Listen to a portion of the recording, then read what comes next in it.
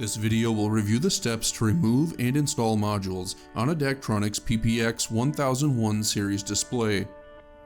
Begin by locating the 4 latches securing the module to the panel. Unlock the latches by turning them clockwise.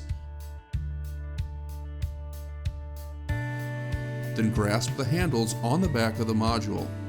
Push the module outward to remove it from the panel, then pull it through the opening at an angle.